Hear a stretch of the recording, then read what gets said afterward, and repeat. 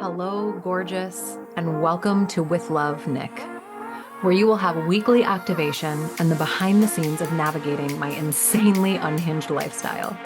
From the drunk success to the sober, unconventional millionaire, be ready for anything when you listen in. My vision for this space is to allow you to think freely with some added spice that could quite possibly drum up a new and exciting thought process that could in turn change your life in the best ways. Welcome to this week's episode of With Love, Nick. Hello, and welcome to episode 2 of the With Love, Nick podcast. This is one of those days where I just had to press record. Habits can be very limiting when we are creating them. And so, what better way to take you on an authentic journey than just share behind the scenes of what the fuck is going on? So, I have been terrified to start my own podcast for years. I mean, there's so many times where I put the branding together and I wanted to collab with other people and I wanted to do all of these things. And it was really that like limiting fear of what if it's not good enough? What if I'm not doing what everybody else is doing? And it's just like, that's the fucking point. And so this morning, I was like, you know what? I have nothing going on this morning. I have so many amazing downloads coming through, so many amazing conversations going on in my space right now. Monday is the day that my private clients are like, download, download, conversation, conversation. And they're just getting juicier and more intellectual and just deeper. And so I just said, fuck it. It's time for episode 2 of the With Love Nick podcast. Today, I want to talk about scarcity. So, for the longest time, scarcity was one of those trending keywords in our industry that everybody used in their content, but nobody knew the meaning of. And I want to talk about this because while it's not trending anymore, it's still one of those very real things that happen to us as business owners. Whether we are just starting our business, whether we are deep into creating wealth, the wealth of our dreams, scaling our business from, multiple 6 figures to 7 figures. A scarcity is just one of those things where it never goes away. It just evolves, right? That scarcity mindset, it just evolves. It transforms into a different beast. So, what exactly is scarcity? Scarcity, according to Google, is having a shortage of something, right? So how does that apply to our industry? How does that apply to the mindset that we have as entrepreneurs? Now, this is a mindset of truly believing that if someone has a larger amount of something than you, then there's not enough for you. Right? There's no opportunity for you. The market is saturated. My audience doesn't want what I have because they see it in all these other places, right? These are limiting beliefs. This is literally where scarcity is generated from, the limiting beliefs. This is a limiting mindset that accompanies fear, lack, imposter, comparison, right? All of those things that you hear about, but not often enough do people dive deeper into this or what that means or honoring the fact that we feel it. And all of these mindsets that do not serve you, nor will they ever, unless we're talking about learning, integrating what we learn and evolving. And it's like imagining and envisioning who you want to become and just showing up for her, right? This is like the easiest, and by easiest I mean the simplest way to move through these feelings, honoring that they're happening, but moving through them, because it's like we can be activated by them and react to them and respond to them in different ways. But if we're imagining and envisioning who we desire to become and just showing up for her, we move through these feelings and in a different way instead of letting them define us. Right? Whereas if we stop and let it take over and give into it and then sit in contemplation, we're letting these mindset traits define us, who we are, instead of showing up for who we desire to become. And we need to get rid of that shit because that does not serve the person we desire to become, right? There is no part of us that wants to sit in lack or comparison or imposter or fear or scarcity. But it's like, this is literally how we've been conditioned to feel in this industry for so long, that we're scared to meet our truest self with power.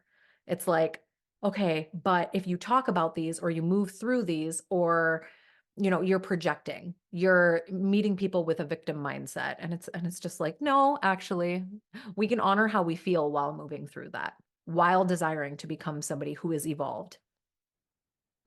Because if we gain that strength, we gain that clarity, we learn from the feelings that we are feeling instead of not feeling them. It's all about the data, no feelings allowed. It's like, mm. If we step out of that box, we're able to make educational and intuition-based decisions, and not decisions based on that space of scarcity and ego. And that scares the people who want a team of puppets to make passive income for them, right? It's like, that scares people who don't think anywhere beyond that conventional thinking. This scares people. So of course they're going to market it as, no feelings. We can just sweep those under the rugs. Feelings don't matter in business. And this is the era of social selling for the last like 10 years, right? It was like the hustle era, and it's terrifying. This is terrifying. And this is why a lot of people don't touch on these being normal feelings.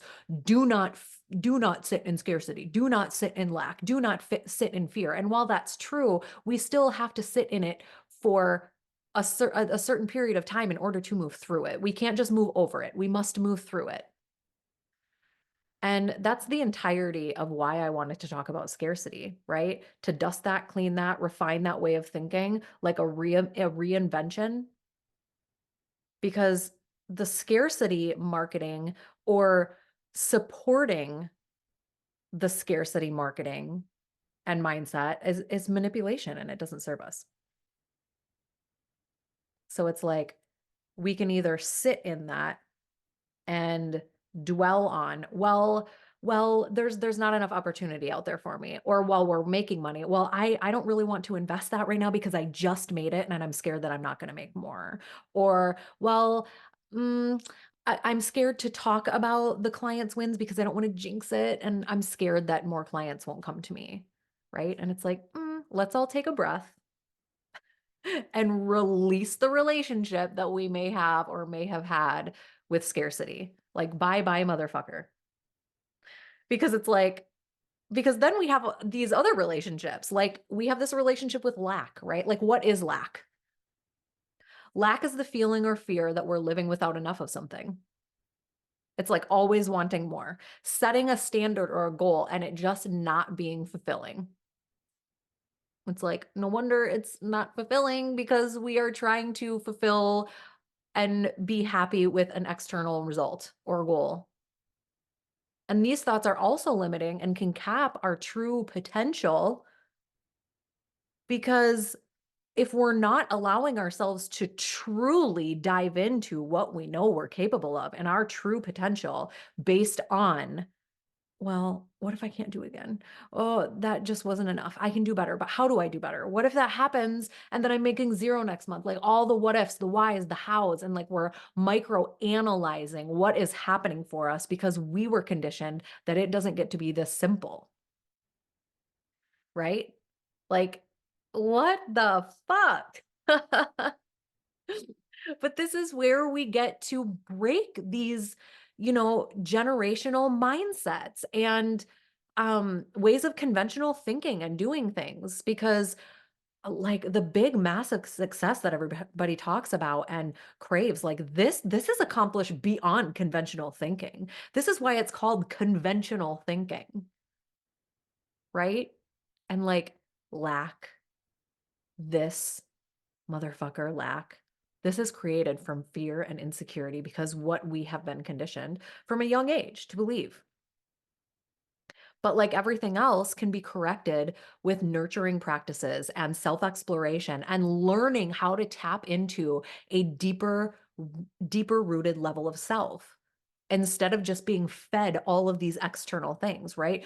Being confident in your product or service, being confident in the delivery of that product or service, trusting yourself and your customer or client's journey, like trusting that.